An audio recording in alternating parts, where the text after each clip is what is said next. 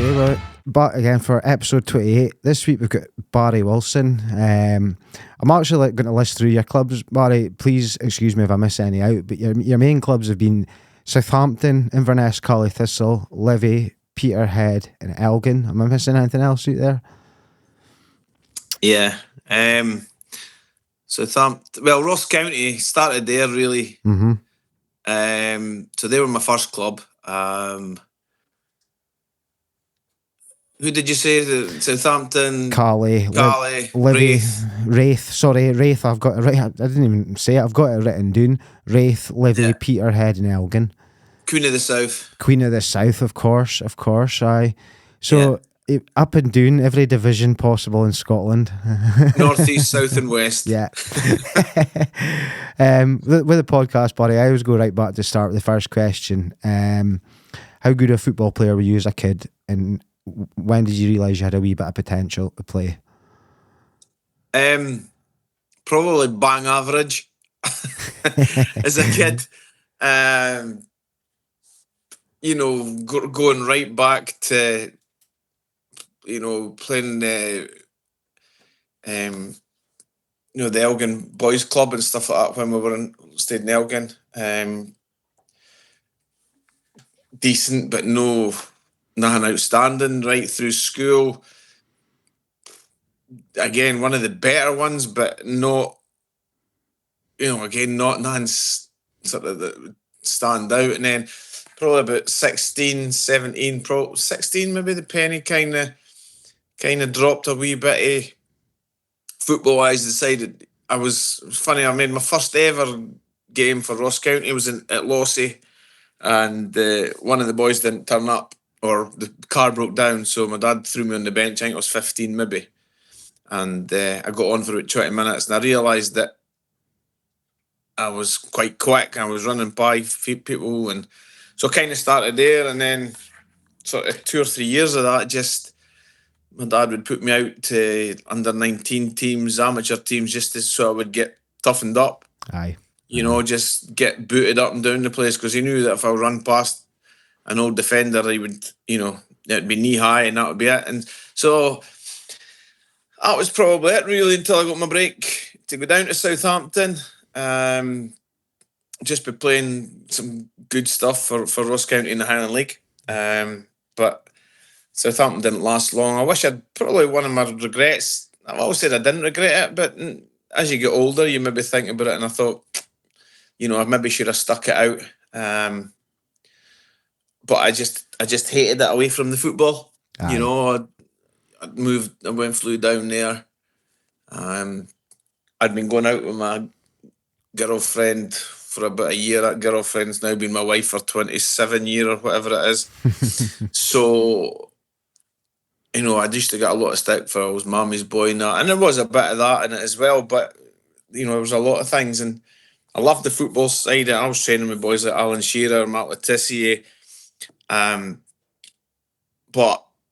I just away from it, I just hated it. I was just really, really wanted away. Aye. Do you think? Sorry, just kind of scale it back. Were you always a forward player, Barry, as a kid? Yeah. Always kind of a winger. Yeah. I think when I was younger, probably like school teams and that, I played centre midfield. But as soon as I sort of broke into the Ross County fringes, and my dad saw that I was quick, and obviously put me out onto the wing. As if you're at the school and you were one of the better ones, you'd tend to play centre mid. Aye. True. Still true now. Everything went through you. But as I said, I was always kind of then put up front, going on to games as a sub or playing wide. So yeah, pretty much. Yeah. Who do you think who's your football idol growing up, Barry? Who did you look up to? So, easy one. Ralph Milne. Okay. From Dundee United. Yep. Which was weird, and my dad obviously being a Dundee player, Dundee legend. He's in the Hall of Fame for Dundee, and yet I somehow supported Dundee United in that era. Late 70s, early 80s, Dundee United were the team. Aye. And my dad would take me up to go and watch the games, the European nights, and Ralph Milne was my idol. So he was quick, he had an eye for goal, he had an eye for spectacular goals, all traits that I ended up probably having, people would, and so it's kind of strange, but obviously that sort of was embedded in me just by watching Ralph, Aye, absolutely. What kind of do you have any kind of first World Cup memories, Barry? You kind of think back to your first World Cup memories. It's World Cup memories, yeah, probably. Really, probably I'd hate to say Davy Neri in 1982. yeah, a famous The one. goal against Brazil. Pretty much 78, I can vaguely remember. I would have been 6 years old at the time, but 82, I would say, yeah, definitely. The the games against New Zealand and then Brazil and Russia and that. So I can remember them. So that's probably the standout memory. Probably standout memory even after that Aye, in the World Cups, going 1-0 up against Brazil when, like I said, Davy Neri, again, I was a Dundee United fan, so him scoring it was special. yeah, absolutely, mate. So you kind of talked a wee bit about before, but you've got a famous footballing family, Barry. Did you feel pressure kind of as you're younger because of who your dad is and things like that, or was it just a case of go and play football? I didn't feel, my dad never ever pressured me into playing. And he wasn't one, right, come on, we're going with a ball, we're going. He just let it happen naturally, which I actually probably owe him for, because a lot of fathers and can maybe sicken their boys with it and that, but he just let me progress at my own speed. I felt pressure when I started playing properly for Ross County, and the first year or so, try to break through. Billy Ferris was the main winger at the time, and he was a fan's favourite, and all of a sudden the manager's son's coming in and maybe putting a bit of pressure on Billy and that, and I was erratic when I was that age, 17, 16, 17, 18. I was a wee bit erratic. My crossing wasn't the best, and finishing maybe not the best.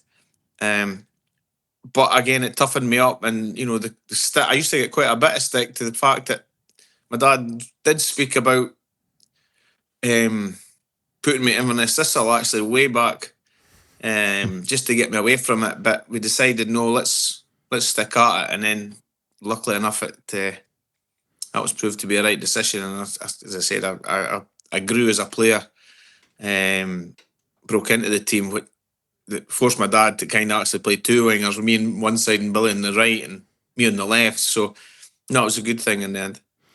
You mentioned a name before that's actually gets mentioned quite a lot on this podcast. It's always the number one answer to the penalty question at the end. Mark Letizia, Alan Shearer, some names to kind of go and learn from at Southampton, Barry. Is there anything that you kind of learned early on in your career for these guys that you kind of carried forward with you? The only thing, as I said, I was only there probably about 3 months, but the only thing I'd like at the end of every training session, Letizia would be hitting free kicks, and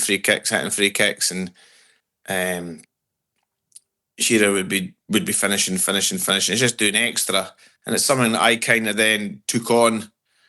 I like to think I could take a free kick and then, obviously take penalties, and that was a big part of my game. Laterally in my career as well. So just the work ethic, probably more than anything else. I mean, Matt was, he comes across as a lazy boy and that. He wasn't the hardest worker, that's for sure. But he stayed behind and did the extra bits when it mattered. Absolutely, mate. Absolutely. Best player you reckon you've played with in your career? Yeah, that's quite a tough one. I've sort of thought about that a while. I mean, I've so many. You can give me a couple of names if you want, Barry. You don't have to pick out one. Well, like latterly, when he came up to be player manager in Inverness for the first year or so, Craig Brewster was unbelievable. Yeah. I learned a lot from him. We had a wee fallout, but I was, nothing that we didn't get past when he first came. But I mean, his touch and his vision, and his even his longevity, which was something that ended up rubbing off on me. But other boys like Livy, David Fernandez, was just an absolute quality player. I know it never worked for him at Celtic, but I mean, what he couldn't do with a ball was just no worth knowing. He could do everything with it. And I reaped the rewards off that, because he would take a couple of players away and stuff like that. I know, like he's in my team that I'll tell you about later as well. Yeah. But there's a wide range, because my probably career was Highland League to Premier League. There's a lot of players that should probably get a mention that you wouldn't. Gordon Conley at Ross County, to Charlie Christie at Inverness, and boys like that, Duncan Shearer. So I played well. I've been lucky enough to play with a lot of good players who've made me better. That's for sure. Yeah. I'm glad you mentioned Gordon Conley. He's a very popular name on this podcast. John Teasdale actually reckoned, and John Teasdale's quite a name himself, he reckoned he's one of the best players he's ever played against in Gordon Conley, and I think Neil White and a few other guys have mentioned Gordon Conley very specifically as one of the best players. And that's, I liked, that's a wee bit of pride almost, because he's a local guy, and you've got guys that have played very high level of football. We're still going back to mention guys like Gordon Conley. I think that just shows a proper football player there. Oh, he was. I mean, my dad signed Gordon, and when he moved up, he stayed with us, so he's still one of my closest mates. Yeah. I had him at Wick as my assistant manager. He was just full stop footballer, and that's what I'm saying. I'm lucky to have played at a lot of different levels, and it would be rude not to mention boys like Gordon and Charlie, and and rather than just going right at the top, because throughout my career, these boys no doubt had a massive influence on me. Absolutely. And helping me as well. Kind of the flip side of that question, Barry, who do you reckon is the best player you've played against? I always say these three got to be PC in that, but three of them: Brian Laudrup, Paul Gascoigne, and Henrik Larsson. Yeah. I was at Wraith playing against Laudrup and Gaza, just unbelievable.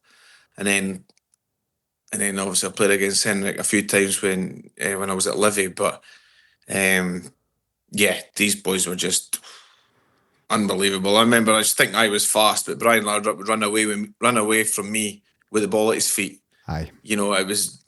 And he was skillful, and it was like, touch.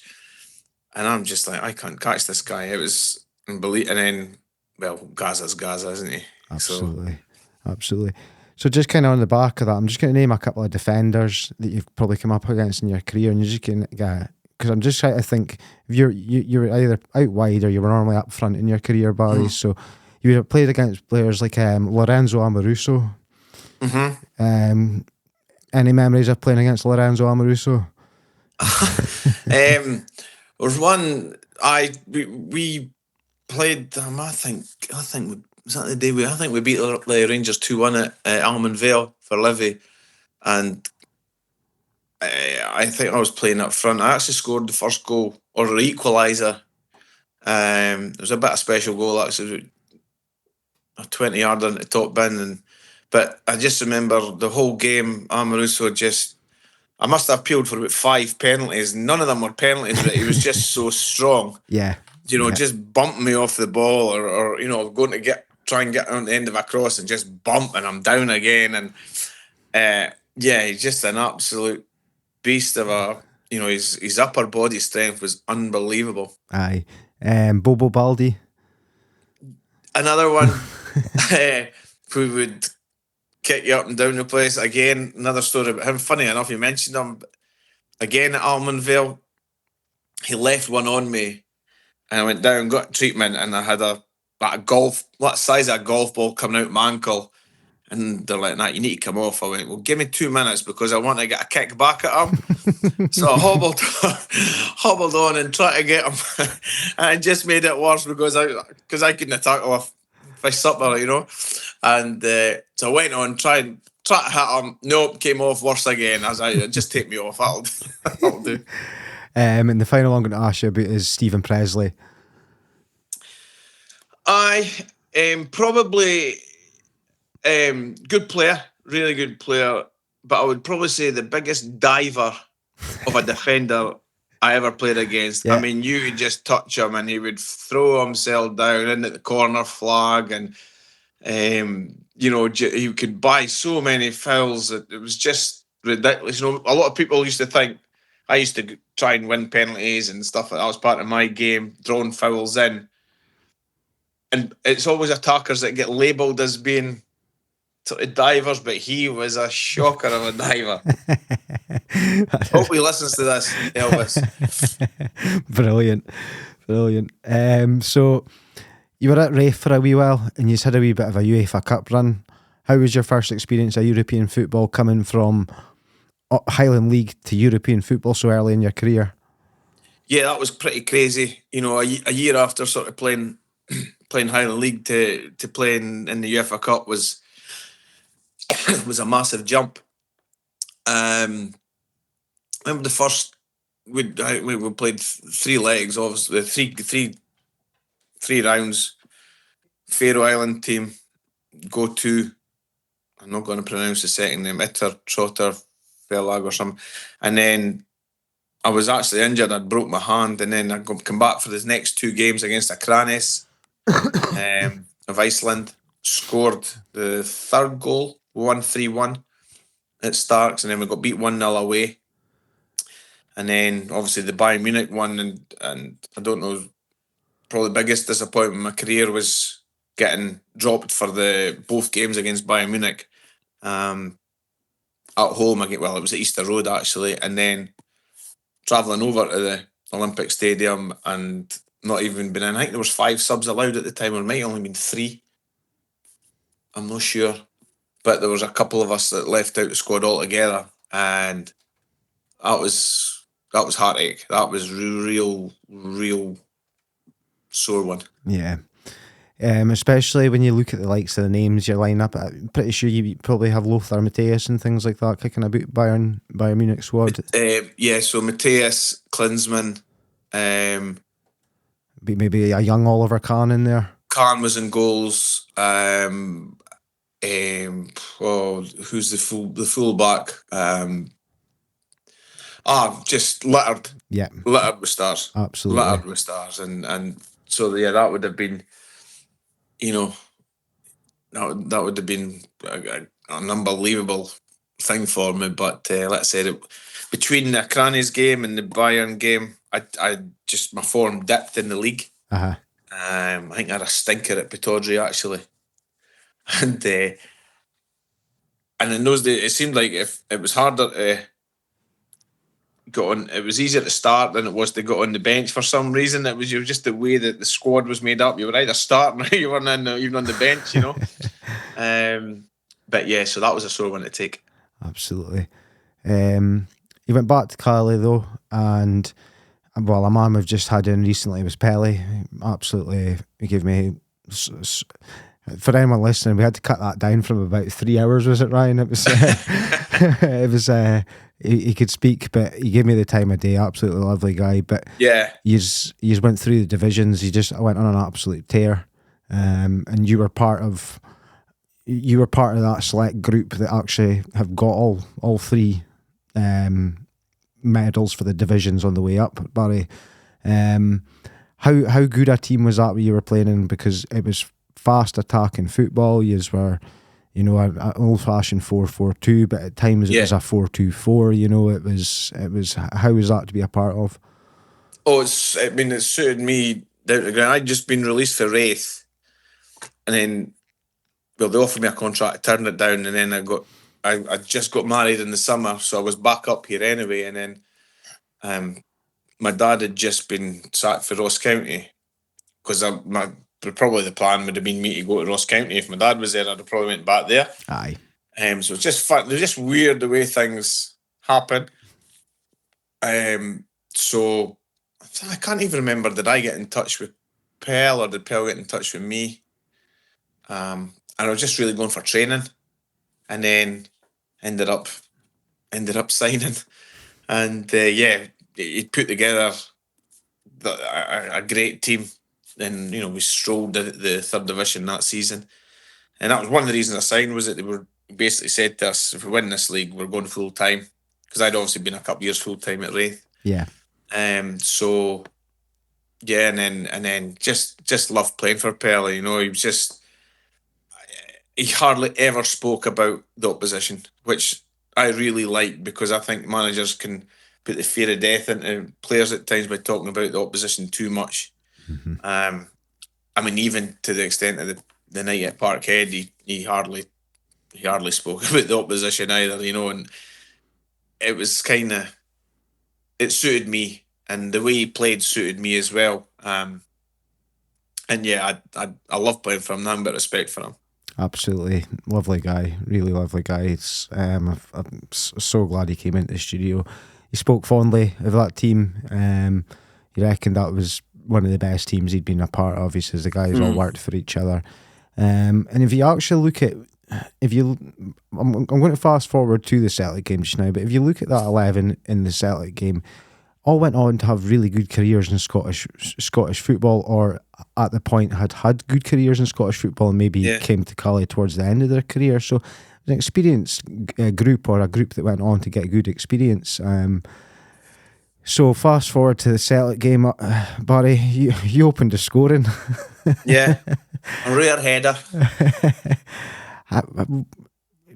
What's going through your head when you're opening the scoring against Celtic? Because obviously it was been a huge media build up around the club for weeks, and the money coming into the club was great regardless of the result. But you'd obviously make a way to make things a lot better with that first goal. What's going through your head at the time, though? It was great. It was one of these periods. I think about this, just about the end of December or whatever, Pele decided, I can't remember for why, put me up front, put me as a striker, and I started scoring goals. That was like the one of my claim to fame is the last goal in Millennium and the first goal in the Millennium. Aye, so the last goal in 1999, the first goal of 2000. And so he put me up front, and I got that, and I just kept scoring. I was probably about 12 for 12, so my confidence was high going into that game. Anyway. And when your confidence is high, you just do things off the cuff, and you see things earlier than when you're maybe struggling confidence-wise. So when, like, Paul Sheeran, another great player, got the ball on the left, I just had a feeling that he was just going to whip it in. I made that run to near post and a glancing header into the far post, and it was just disbelief. Aye. A, it was a header, but B, it was Celtic at Parkhead, and it was just what a feeling. Individual moment, probably right up there with I always say it's the best individual game, probably my favourite game. Aye. I've got better moments but that was an unbelievable moment in the game. I don't really ask people this, but I suppose I'll ask you, are you one for swapping shirts and that kind of thing? Not really. Barry? No. Have you got any? Not really. No. I got a couple in my when I went to Livingston and we played in Europe. I got a couple of strips then, but not really. I was always scared to get yourself going, but like that night we were just that busy celebrating. I don't know if any player got a strip that night. We were just. Aye. Wouldn't have been Jim Celtic Calder players, to be anyway. fair, got off the pitch pretty quickly. Aye, I'm saying it wouldn't have been Jim Calder getting a strip anyway. It was no. So kind of on the back of your Carly rise, you scored a lot of goals in your first period at Carly. You got your move to Livy. Livy at the time going through a bit of I wouldn't say because it didn't end up well for them. But at the time, there was a lot of money getting put into the club, a lot of foreign talent coming into the club. I've had Alan Main on the podcast, and he was telling me about the time at the club and saying that all these guys that were coming in that were ex-Barcelona players and things like that. Played about one game. Yeah, absolutely. But you've actually had a bit of success at Livy, and I can go looking on your 11. You've picked a lot of strong players from Livy at the time. How did it come about you going to Livy, and what was you kind of coming from Cali and rising from the third division? Did you have expectations of yourself going in? Did you think you were going to fit in well and things like that? It was a big decision. Obviously, we just had our first child the year before, and the wife was expecting our second one in the summer. So it was a big decision, to move away from all the family. We're up here, and it was just we went through the leagues with Livingston, and Jim Leishman was a family friend, was a friend of my mum and dad's, and he'd try to sign me when he was a manager at Dunfermline. So eventually, he came in. It was just at the end of that season, that 2000 season, and I think at the time Cali were really cash strapped. So I think it was about 100,000 that they paid, and that definitely, it helped our club. I think I probably tripled my weekly wage as well, which was obviously a big decider. I was no spring chicken. I was 28, so you're like, well, might not get this chance again. So kind of had to take it. Glad I did. Obviously, I had 2 or 3 great years there as well. And went on to obviously won the championship the first season. I at the time I probably also thought that at that stage that was probably as far as Cali were going to go. You know. Yeah. And Livy I think they had a set plan which was brilliant by them that year. Before the foreigners sort of came in, they weakened every other team in the league. Okay. So they signed myself, David Zauza and Mark McCulloch from Inverness. They signed David Hagan and Scott Crabb from Falkirk. They signed Marvin Andrews, Stevie Tosh and Alec Burns for Wraith. Yep. So their three biggest rivals of who they thought was the biggest. It turned out Ayr became the biggest rivals after that. But there was no way they weren't going to win the league. Absolutely. Yeah, absolutely. And you kind of spoke about it there, a wee bit of trophy success as well. It's not like they were spending money for no reason. There was success off the back of that. I always remember Celtic getting difficult games against Livingston. And we'll kind of get on to your 11 because there is a good few players from it. Yeah, you returned to Inverness after Livy, and this is probably I'd say it's the longest part of your career where you were at one club. It was the second spell at Cali. I think we were about, the first year, I think the first spell was probably 5 years. I think the second year was about just over 5 years maybe. Yeah. A lot of time under John Robertson as well. Yeah. Well, Robbo was a coach when I went to Livy. He was the coach down there, and I learned a lot from him, and he was another one. Right, staying back, practice, come on, Baz, out we come. Whether it was penalties, whether it was free kicks, whether it was just finishing. And my game kind of definitely, from about 28 to about, I would probably say about 33, 34 that was me at my peak. Yeah. And he definitely had a big part to play in that. And Livy got rid of Jim Leishman and Davy Hay and brought in a Brazilian coach, and I was not happy with him at all. I just thought he was awful. And Robbo knew this because we'd kept in touch and managed to lure me back up. And the thought of the girls, I always felt I would bring them back up here because I love the lifestyle and the slowness of life up here. It's getting quicker now, but so that was a big decision, but I felt it was the right one. I was dropping from the Premier League down to the Championship, and I got a bit of stick for it. But again, luckily enough, we went on to win the league that season. I was justified. Absolutely.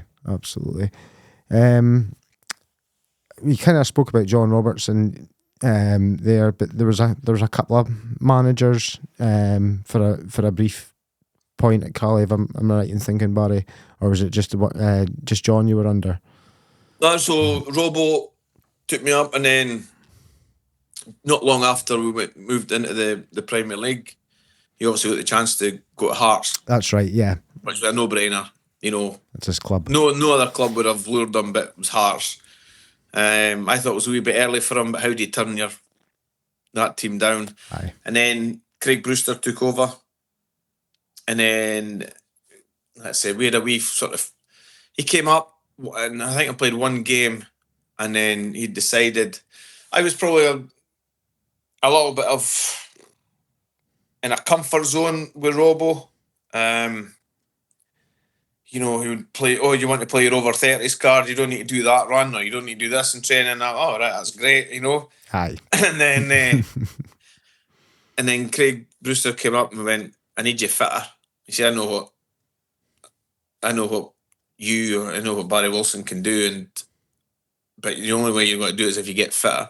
So he kept me out of the team for about 6 weeks. It was the longest time in my career that I was on the bench.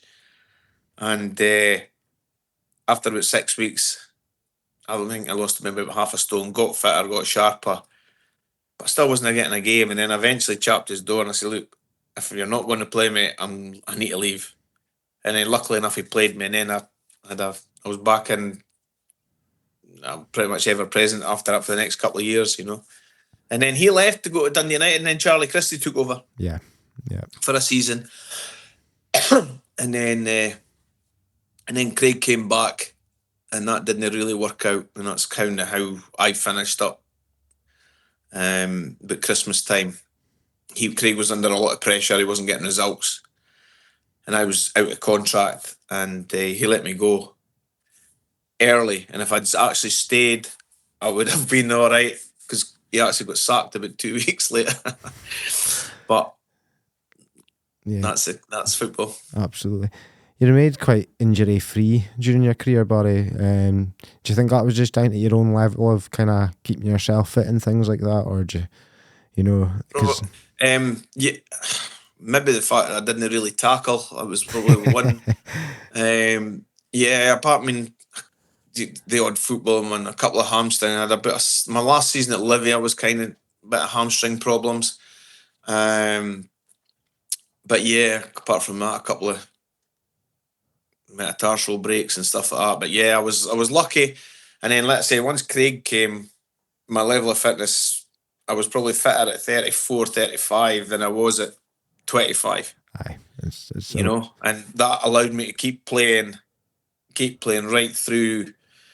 Probably a lot of people will say I should have stopped a bit then, but I mean, I think I scored my last goal ever for Elgin City. It was maybe a week after my 40th birthday.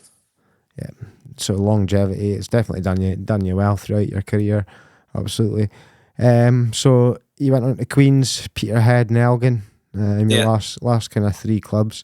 We'll start with Queen's because obviously they are the bigger club. I think your record's 16 games, 4 goals, 1 in 4. I thought it was maybe more than that actually.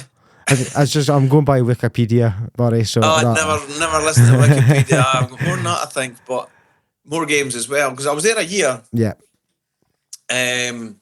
Unless that's maybe just league, I'm not sure. I mean, I scored my debut. I scored my first 2 or 3 games. Mm-hmm. Scored my debut. Scored the next week in the Scottish Cup.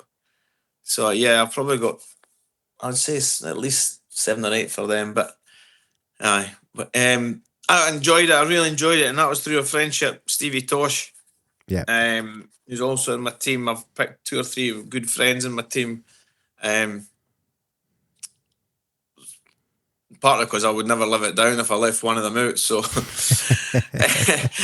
but yeah, he phoned me up once he'd heard I'd got released and says, "Do you fancy coming in?" Gordon Chisholm was the manager at Queen of the South. Aye. And at the time, I'm like, oh, well, I've no club. I'm 37, I think I was, or 38, 37 or 38. was just turning, in fact, I'd just been turning 38 in February. So this was the January. Or 37, I think it was 2019, it might have been 37. I thought, well, yeah, okay. So I agreed to sign.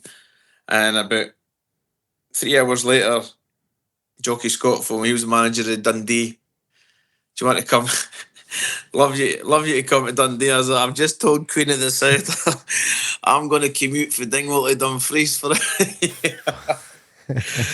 So I stuck by my word, though. You know, I could have got back to Ches and to Tosha and say, look, I'm going to Dundee, it's closer. But I thought, you know what?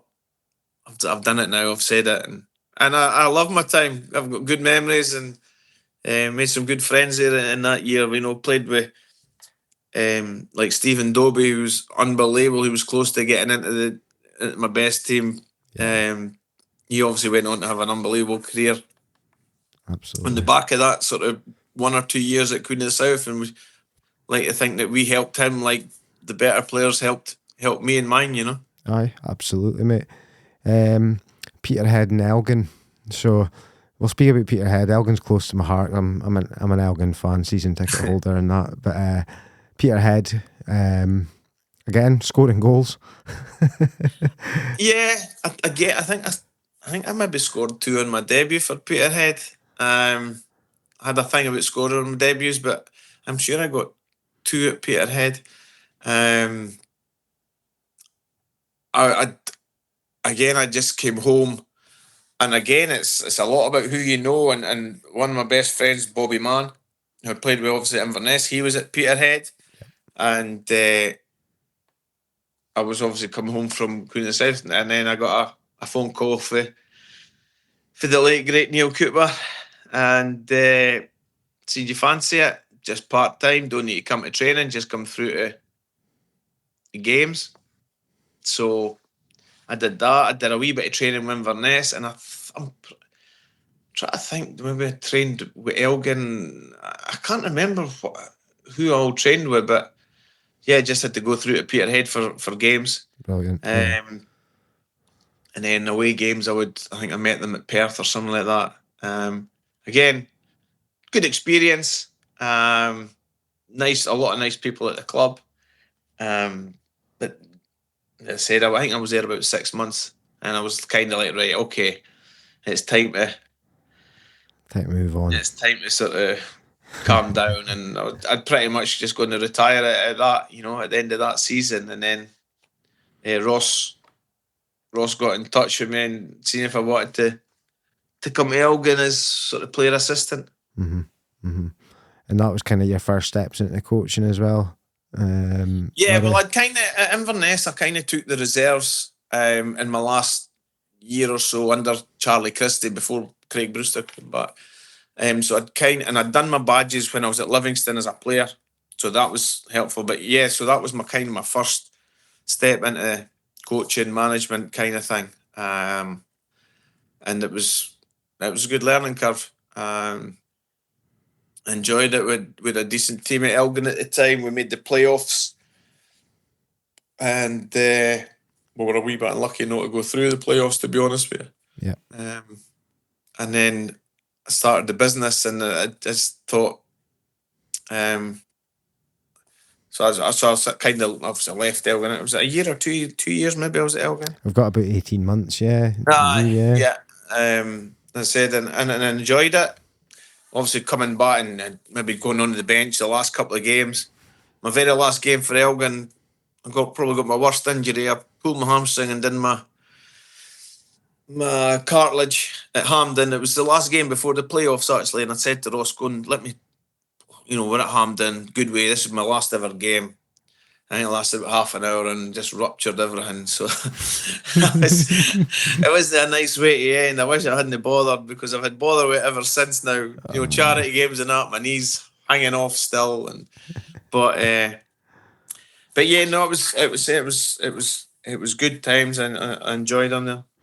So one of the things I didn't ask you before, there was actually a game I was at, Barry, is Inverness Cali 5, Liverpool 0. your testimonial. Yeah. It was freezing cold that night. It was. Did you get a ticket? I was there. I was there. It was freezing cold that night. I was up in the away end because my mum's partner at the time was a Liverpool fan, so we went and watched the game. And yeah, I just remember it being absolutely freezing, and a couple of young boys who actually went on to play for the Liverpool first team were playing that night and things like Yeah. that. But yeah, you just gave them a hiding that night. I think you must have gave a good 80 minutes yourself at least. And Yeah, I mean, an unbelievable night. I mean, you look now and you see very few testimonials and stuff, but I mean, to get 7,500 to fill out a stadium for a testimonial was just beyond your wildest dreams. Mhm. And I remember, yeah, about 6 o'clock. It was a Tuesday night, I think, and about 6 o'clock, the heavens just opened, didn't Yeah. it? And Yeah. and we're like, well, it's okay because everyone's bought their tickets anyway. Because I think it was all ticket. There was that much demand and interest. Um, Obviously, I'd like to think it was for me, but really, bringing up a Liverpool team, and again, I always thank John Robertson managed to get Liverpool to put their under 21 team up or whatever, Yeah. and eternally grateful for that. The turnout was unbelievable. In the first 20 minutes, we kind of remember playing my old players, my old mates, and we hardly got a touch of the ball. these young boys were popping it around us and we were getting nowhere. And then obviously then we brought on the Inverness team, and yeah, then we got to grips with it, and yeah, we ran out winning 5-0. And the only disappointing thing was normally, you get a penalty there and you get this. But no, I never managed to Nah. score that night. Never got a penalty that night. So that was the only kind of wee bit of a downer for me, was that never managed to score on my testimonial. But no, just an unbelievable night. I've still got the gift that Liverpool gave me, and just it was just phenomenal night. Brilliant. What do you reckon's the best bit of advice you've received in your career, buddy?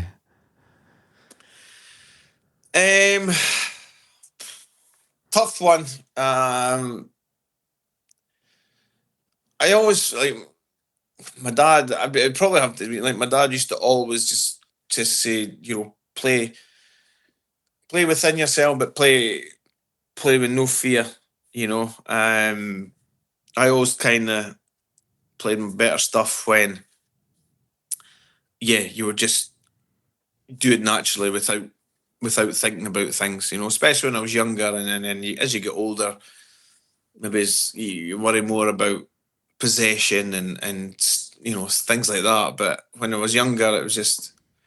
Oh, and just so that kind of got rid of my nerves, and you could say things like, "Oh, work on your bad foot," and that. I didn't work on my bad foot enough. I wish I did, but I benefited from just playing my own game kind of thing, and playing my own strengths. Don't try and play it. If you play your own strengths, the best of you will come out. Absolutely, yeah.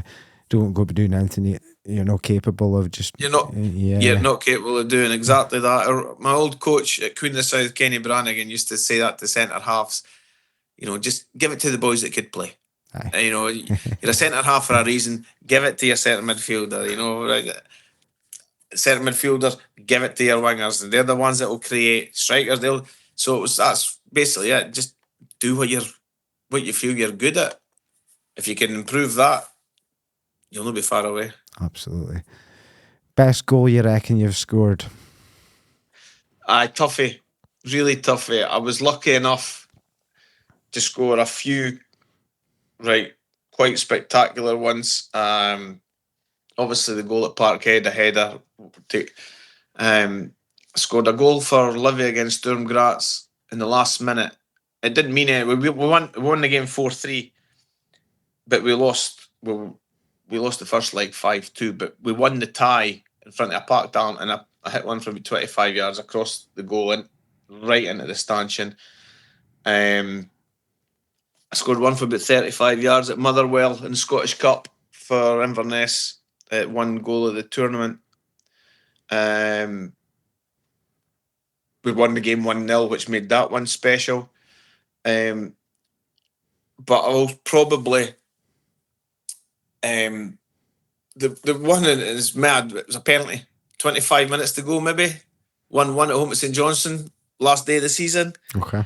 If we needed to win the league, and we got a penalty, I went round the goalkeeper, got brought down, and absolute just sandbag thighs, just felt so heavy, nervous, but stuck it away, rolled it in, waited on the keeper diving, rolled it in. So that was probably one I'm most proud of, because there was so much more pressure. You know, shooting for 30 yards in that, Aye. I would always buy a ticket, you know, but that one, you know, so much pressure, and to handle the pressure was huge for me. Also huge for the club, because it got us into the Premier League as well, you know. But that penalty would be right up there and amongst all the kind of, you know, the other spectacular ones. I had a left-footed one at Ibrox. We got beat 4-3, but hit a half volley for 25 yards with my left foot, flying into the top corner, but we got beat, so it doesn't really mean anything. No, really. Yeah. You know? Yeah. It's, when there's something on the line, it means a way more. Yeah. I mean, it's all about bottle and technique, and sticking to my technique of how I took penalties, was kind of waited till the goalie put his weight on one side. And I was, luckily enough, I was quite successful. But yeah, that one, you know, I took 2 penalties to win 2 leagues. One for Livingston at Inverness, funnily enough, and then one for Inverness a couple of years later against St Johnstone to win the league. So I'm probably most proud of those ones. Yeah. Funny enough. That's a great answer. Talking about proud, what do you reckon is your proudest achievement in your football career, Brady? Probably just getting to the level that I got to. Aye. Yeah. Like I said earlier, I was nothing special as a 14, 15. I was decent, but probably, and it came from probably my mum and dad, being just steeped in football, that when a lot of players, good players, it's maybe 16, 17, were probably hitting the drink or whatever else, I didn't, and I stuck at it, and just through hard work, probably got more than anything else, got to where, not that I was the hardest worker as a player, but just hard work in general. And my dad still says it, yeah, you know, he didn't think I would get as far as I did. Yeah. And I never know if that's a compliment or not. But so probably just getting to the level that I got to, which was, you know, and the reason my team is so full of Livingston players is that year at Livingston, we finished 3rd in the Premier League, behind a really good Celtic and a really good Rangers. None of this, you know, Rangers were in the League 3 or anything like that. You know, we'd got promoted the year before, and we finished 3rd in the Premier League, beating Hearts 4 times in one season, beating Aberdeen 6-0 at Pittodrie. We were a good side. Yeah. And that's probably why more of those players are in my team than other ones that I could have mentioned. Absolutely. If you enjoyed listening to the podcast, you can give us a follow on YouTube, Spotify, Apple, TikTok. You can watch the episode if you join us on Patreon, and I'll post all the links in the description of the podcast below. 1 to 11 time, Barry. I'll run through it and then we'll pick some names out of it, because do you know what? It's a who's who of early 2000s Scottish football, pretty much. Yeah, like it's not as good as Pell's team, but that'll take you know, some I beating. could have threw in a few big names, but I'd never played with Shearer and Letizia. I only trained with them, so I thought, no, they're not going in. So you've got Javier Sanchez Broto in goals, Stephen McAnespie, sorry. Bobby Mann, Marvin Andrews, Gary Boland. Is it Kino? Is that how you say it? Yeah, Francisco Kino, yeah. Kino. Stevie Tosh, David Bingham. You just said Ritchie, but I'm assuming that's Paul Ritchie. Paul Ritchie, yeah, sorry, yeah. And David Fernandez. So first name, goalkeeper, Broto. I'm a Celtic fan, so I know the name Broto quite well. But what was it like to play as a player? Because he didn't get much game time at Celtic, unfortunately. He never. A wee bit like Fernandez, because obviously because they were that good, Celtic signed him for $1 million or whatever it was, didn't they? And, but Broto was just such a commanding figure in the goal, come for crosses, distribution. He would set, as soon as he got it, I would just take off, and he had this sort of side foot volley thing that he did. Just unbelievable kind of kicker of the ball. Made big saves.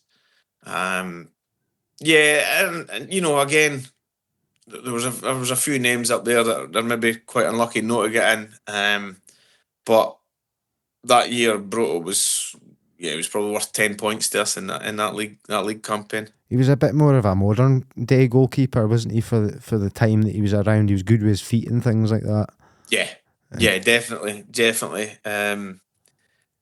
As I said, distribution was excellent, but coming for crosses, short stop, and he kind of I felt he kind of did have it all: physique, size, and usual mad keeper, to be honest, as well. Yeah. Next name, Bobby Mann. Everyone loves a bit of Bobby Mann, but Pele spoke about him, how he was pretty much your modern day centre back. Haven't seen much better of a passer or a ball for a centre back. Would you agree with that? Yeah, 100%. Probably the best passer of ball I played with. Just ridiculous. Both feet, shelling it into you, at your feet, over the top for whatever it took. You knew what you were kind of getting from him.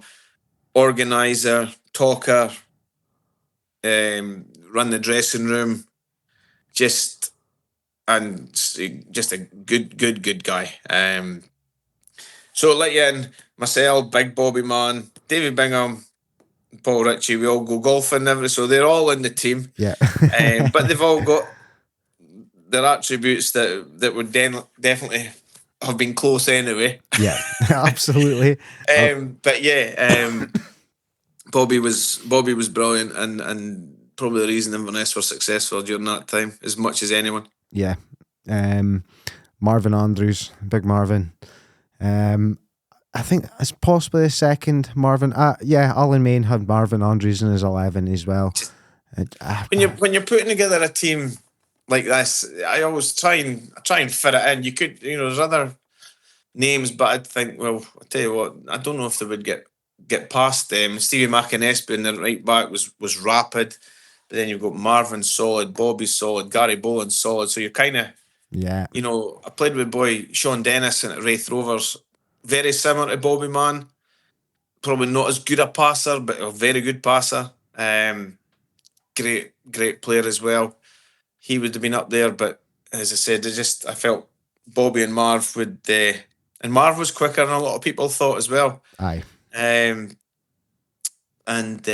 seen him at Elgin for a few seasons. A half a season, I think it was, and I remember. Yeah, well, it was obviously it was my friendship with Marvin. I took Marvin up. Brilliant. In my short spell. You glossed over that one pretty. You didn't find touch on that one. And I never not to. But yeah, I brought Marvin up, and he was a cult hero for a short period of time. Absolutely, very well thought of up in this neck of the woods. Like Gary Boland, I remember Gary Boland as a kid. He was a bit scary because he's just this big. He looked like a big, bald, angry guy as a kid. Like. I remember him playing for Rangers and St Johnstone. It was a very distinct, like pinstripe St Johnstone kit. I remember him, and from kind of like the late 90s. A very good player though, very good player. Underrated, underrated. Again, had a great season and a half with us at Livingston, and very little got by him. If the ball got by him, the man certainly wouldn't. No, no nonsense. Again, a few good left backs that I played with, but No, I thought, do you know what? As a right winger, which that's my thinking was, who would I least like to play against? Yep, And it would have been Bobo. absolutely. Francisco Kino. So he Yeah, a was. lot of people don't know about Keno. Livy signed him, and that season or 2 seasons that I played with him, just I think if you asked most Livy players, would it, one of their best players on and off the pitch, Keno was it. Engine, unbelievable technique, fantastic. He was like a Scottish midfielder, but he was Spanish, Aye. and that's how I could describe Keno. He put the foot in. But it's an unbelievable touch, an unbelievable passer, up and down, up and down. So yeah, he'd probably make quite a few if Livy players at that time anyway. He would definitely make a few of their teams. Yeah.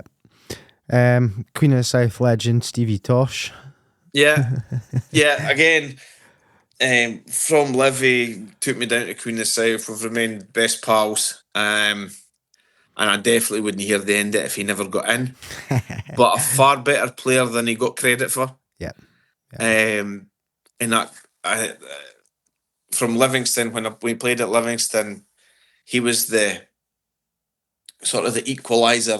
If somebody was being physical with me or whatever, he would just go and sort them out, and then free me up then, or if it was maybe Bingy on the other side, he would go and sort some.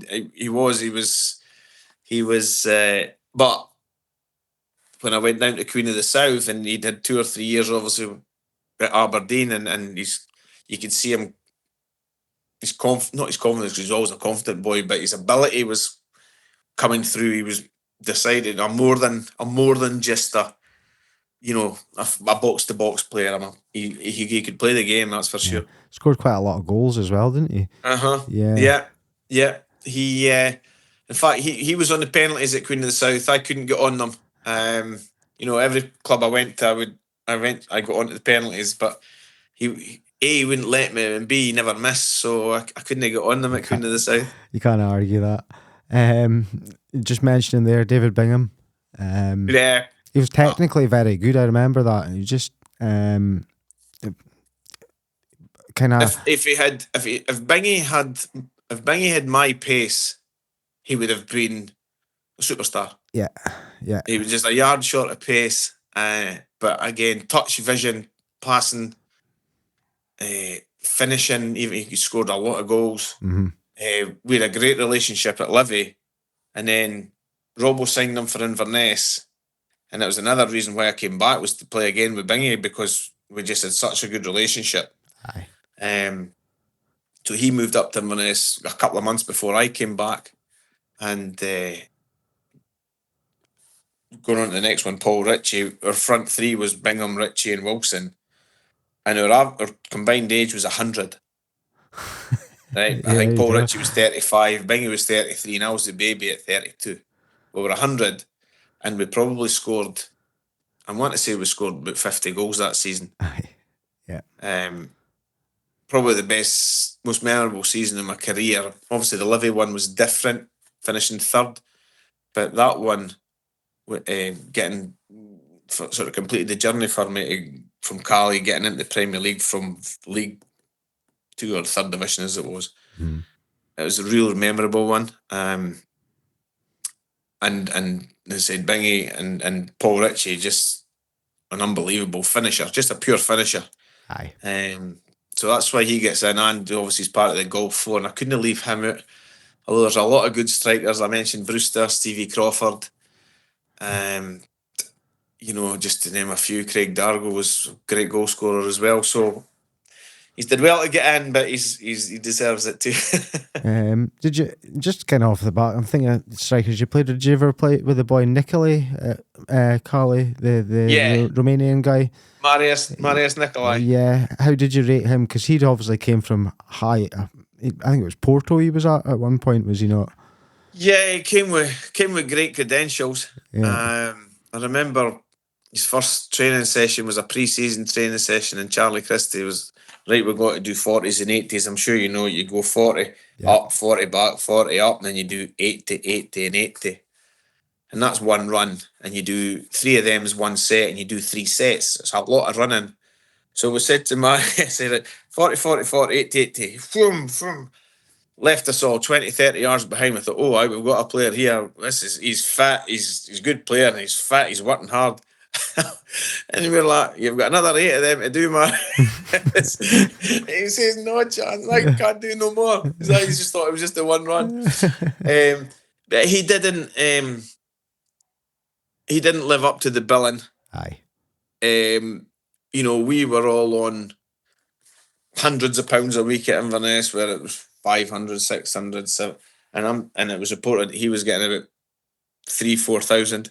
Yeah. And I think it was possibly Alan Savage. It was paying his wage or whatever, and that gulf was too big. Right. Yeah. And it caused a lot of resentment. But it would have been okay if he was actually producing. But I think he only maybe scored 3 or 4 goals in the season. I didn't do much at the club. No. So it was kind of. It was one. Probably Charlie, as manager, would probably tell you if he turned it down, he would have probably got sacked. Aye. Turning down how can you turn down if the chairman's saying you can get this player? How do you say no? And he thought he was going to be better in the team, but unfortunately, while he showed a lot of good touches in that, his end product wasn't what we were hoping for. Absolutely. To round off for your 11, you kind of mentioned him earlier as probably one of the best players you played with, is David Fernandez. Just criminally underrated, because we got glimpses of it at Celtic Park. I think he only had maybe 10 games at the most. Yeah, like a lot of players that went to Celtic, whether the club was just too big or whether it just wasn't quite at that standard, I don't know. But I mean, I love playing with David because he attracted defenders to him. And it wasn't just one he would attract to him, it would be 2, it would be 3, which then obviously means there's more space for like Marcel or Bingy or whoever it was. So he would draw 2 or 3 in, take a touch, lay it off, and then all of a sudden you've got nobody to beat. Because the full backs have maybe tucked in to try and help us centre half out. But twisting, turning, finishing, vision, again, just an excellent player. And as I said, I had to pick more players from that team because it was, it was the best team statistically that I played with in my career, and I felt, that they deserved to be in it, Yeah. Would you put a place on a manager for your 11, Barry? Would you reckon? I mean, probably too many. Everyone. I was lucky in my career, Lee, that I was never relegated as a player. Yeah, it's huge. In fact, I was actually never relegated as a coach either because we got the sack. So, but I was never relegated as a player. So, a manager never ever got sacked when I was at the club. So, which is an unusual start. Yeah. But so they all were doing something right, going from Pearl. Just with my relationship with Pearl, just brilliant for day one. To Jimmy Nicholl at Wraith. Aye. Brilliant. Came up and spoke at my testimonial dinner. Didn't charge me, which is even better. But to Jim Leishman and Davy Hay at Livingston, to Robbo and Craig Bruce, Gordon Chisholm at Queen of the South as well. I probably couldn't have. And then last and not least, my dad. Yeah. So I'd love to have my dad in that dugout. I'm probably happy with my dad in Pearl, to be fair. The crack would be good. Yeah. Thank you for the last hour and a bit, Barry. Really, really enjoyed it. You've given us a great insight in your career. I know you're not involved in football anymore, but if you ever do get involved, I'm sure there's definitely a spot through in Elgin for you. Do you know, it's my one of my disappointments, Lee, was the way things went at Elgin. It was probably I probably wasn't saying quite ready. I did 1 year as a manager at Wick, or a year and a bit, year and a half maybe. And I'm not sure I was ready, but I felt I had to take it, and I tried to get things done too quickly. Yeah. When I took over from Ross, I remember my first training session. If you've got time for this, by the way, if you're not, just absolutely, cut mate. me off. No, you keep going, mate. I think I picked it. I looked training on the Thursday, and I think there was 3 boys that were starting on the Saturday at training, and the rest were from Glasgow. Aye. And so pretty much after a couple of weeks, I told the Glasgow boys, so I took over in February, so I said to them, look, next year will be maximum of 1 car coming up. I need to get this team, I need to be able to coach. Because I didn't feel I was what was a coaching. You were doing training and stuff, but you couldn't coach a team because you were never getting them there. Yeah, no, exactly what you mean, yeah. So then try to build a team in the summer where not the biggest, but not the worst budget, but not the biggest. And try to bring in local boys, Daniel Moore, Archie McPhee, Michael Fraser in goals, and Matthew Cooper as well. Turn Darrell into a defender rather than a winger. Yeah. So there's things that I'm happy. Matthew's had a great career at Elgin. Yeah. But I just wanted success, and I was used to success, and I was scared of failure, I think. And obviously that was the first year of there was going to be relegation. Okay, yeah. And I think I was just scared and probably naive, and then the finishing for me personally was the although I didn't resign then, but the game. I'm wanting to say it was a Scottish Cup. You'll be able to remember the name. Was it Linlithgow Rose? Yeah, it was Linlithgow Rose. And we were 3-0 up at half time, and I swear it could have been 8. Mm-hmm. It could have been 8. And we went out in the second half and it finished 4-4. And I remember walking around the pitch at the end of the game, and John Robertson was commentating for BBC that time, and he phoned me and said, I know what you're thinking, don't do it. He just knew, he knew what I was like as a person. Yeah. That, I took that one really badly, because that game should have been out of sight, and it wasn't for anything that was said at half time, because they were told, And then we went to the replay, and I think we lost 5-4 in the replay. Yeah, big score again. So we scored 8 goals in a tie and went out. Mm-hmm. And that's when I began to think, well, I know I was an attacker as a player. When I was at Wick, we attacked and we scored goals. Did I have to change? Could I change? And I thought, no, do you know what? I'm not. I was beginning to sort of come home and just be not myself, not a kind of sort of bubbly character, and it was really hurting me. Aye. And it was funny, I would come home from, if it was a home game or whatever, I would always drive, I would stop off.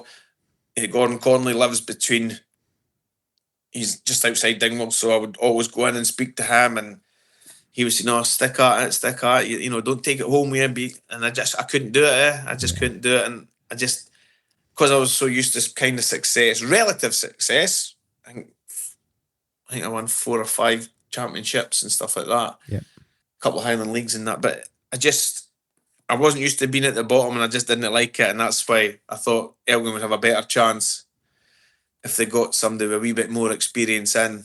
And partly it was for me, partly it was for the club. But I was never going to be one who would just stick there and take a wage and hope they sacked me and got paid up. And that wasn't what I was about. So I resigned, didn't take any money, obviously. And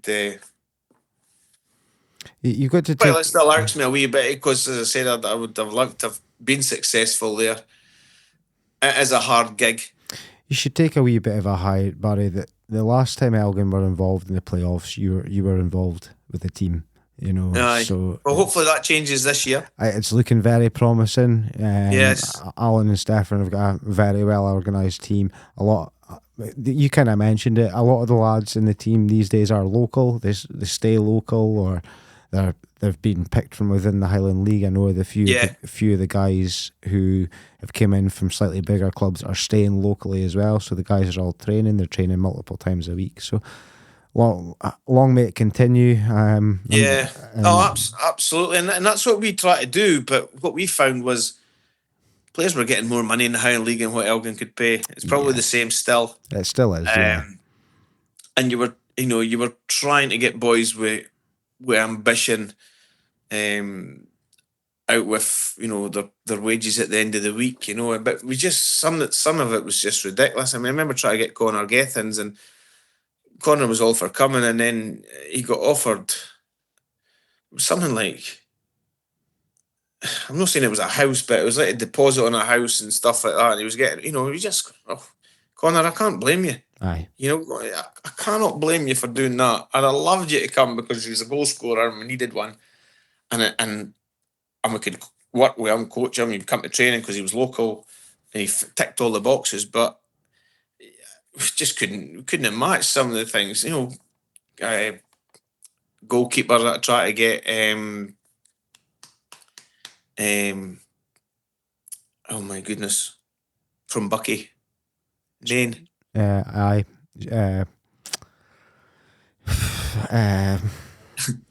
Kev Main. Kevin Maine. Yeah, Kev Main. Sorry, Kev, mate. I mean, I shouldn't. Sorry, Kev, if you're listening to this. I'm sorry, Kev. You've been mentioned on my podcast more than anyone. Yeah, Kev Main. Yeah, great goalkeeper. Really good. And I'd watched a lot of the Highland League.